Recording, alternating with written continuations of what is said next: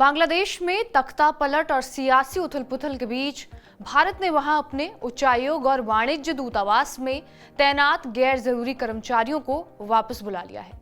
इनमें से बड़ी संख्या में कर्मचारी वापस आ गए हैं तो बाकी को निकाला जा रहा है। साथ ही बांग्लादेश की पद से हटाई गई प्रधानमंत्री शेख हसीना के भारत में होने की वजह से भारत पूरे मामले पर नजरें बनाए है। आइए जानने की कोशिश करते हैं कि दुनिया के कितने देशों में भारतीय एम्बेसी है और ये क्या क्या काम करती है। नमस्कार, मेरा नाम है रिया शर्मा और आप देख रहे हैं TV9 डिजिटल। किसी भी देश के साथ बेहतर राजनीतिक संबंध स्थापित करने में एम्बेसी की अहम भूमिका होती है। बेहतर संबंध और संपर्क बनाए रखने के साथ ही एम्बेसी दूसरे देशों में रहने वाले और जाने वाले अपने नागरिकों की सहायता हर संभव करती है। बेहतर संबंध और संपर्क बनाए रखने के साथ ही एम्बेसी दूसरे देशों में रहने वाले और जाने वाले अपने नागरिकों की हर संभव सहायता करती है। आज दुनिया के कम से कम 121 देशों में भारत के दूतावास हैं। इसके अलावा बड़ी संख्या में देशों में भारत ने अपने वाणिज्य दूतावास खोले हैं। इन्हीं दूतावासों के जरिए विदेश से भारत यात्रा करने के इच्छुक विदेशी नागरिकों को वीजा आदि जारी किया जाता है। भारत सरकार की वेबसाइट पर यह बताया गया है कि अलग अलग मामलों के आधार पर भारतीय दूतावास या फिर वाणिज्य दूतावास अपने लोगों की मदद करता है।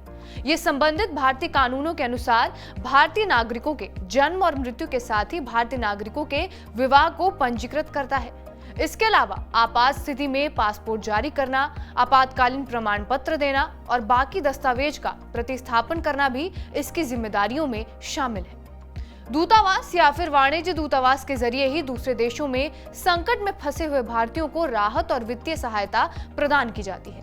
विदेशी सरकारों द्वारा भारतीयों के निर्वासन में दूतावास ही सहायता करता है। दूसरे देशों के साथ संधि या व्यवस्था के तहत लोगों का प्रत्यर्पण कराने में भी दूतावास की ही अहम भूमिका होती है। किसी भी देश में अगर भारतीय नागरिक को गिरफ्तार किया जाता है तो दूतावास या वाणिज्य दूतावास का प्रतिनिधि उस नागरिक से मिलता है या फिर संपर्क कर सकता है। नागरिक के परिवार को सूचित करता है और जरूरत पड़ने पर काउंसलर सहायता भी प्रदान करता है। किसी अन्य आपात स्थिति पर सहायता प्रदान करना भी दूतावास के जिम्मे में है, जिसमें चिकित्सा की आपात स्थिति भी शामिल है। विदेशों में मौजूद भारतीयों से संबंधित कुछ अंतर्राष्ट्रीय संकटों और आपात स्थितियों में दूतावास की ओर से ही विशेष कार्रवाई की जाती है, खासकर ऐसी परिस्थिति में जिसमें बड़ी संख्या में भारतीय मारे गए हैं या फिर घायल हुए हैं या फिर जहां भारतीयों को गंभीर खतरा हो। मृतकों को स्वदेश लाने से लेकर राजनीतिक अशांति के कारण अगर भारतीयों को वो देश छोड़ने की सलाह दी गई हो और यदि कोई वाणिज्य विकल्प उपलब्ध नहीं हो तो भारतीयों के प्रस्थान या फिर निकासी की आवश्यकता को भी भारत सरकार दूतावास के जरिए ही पूरा करती है। ऐसे कई मामले देखने को मिले हैं जिसमें भारतीय दूतावास ने अहम भूमिका निभाई है। रूस यूक्रेन युद्ध शुरू होने पर बड़ी संख्या में छात्र यूक्रेन में फंस गए थे। उनको निकालने में दूतावास के जरिए मदद की गई। रूस में भारतीय मजदूरों को युद्ध में भेजने पर दूतावास के जरिए ही संपर्क साधा गया। इसके अलावा कतर में जासूसी के आरोप में फंसे 9 पूर्व भारतीय नौसैनिकों को सजा तक हो गई थी और इस मामले में भारत सरकार ने अपने दूतावास के जरिए ही पैरवी की और सभी को रिहा करा लिया था। कोरोना काल में केंद्र सरकार ने विदेशों में फंसे सभी भारतीय नागरिकों को वापस लाने के लिए जब वंदे भारत मिशन शुरू किया तो दूतावासों की मदद से ही 60 लाख भारतीयों को वापस लाया गया था।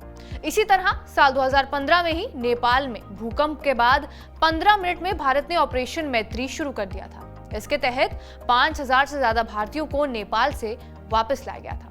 साथ ही साथ अमेरिका, ब्रिटेन, रूस और जर्मनी के भी 170 विदेशी नागरिकों को निकाला गया था। तो ये हमने आपको बताई कि क्या क्या अहम जिम्मेदारियां एम्बेसी निभाता है। बहरहाल आपका इस वीडियो पर क्या कुछ कहना है हमें कमेंट बॉक्स में जरूर बताएं।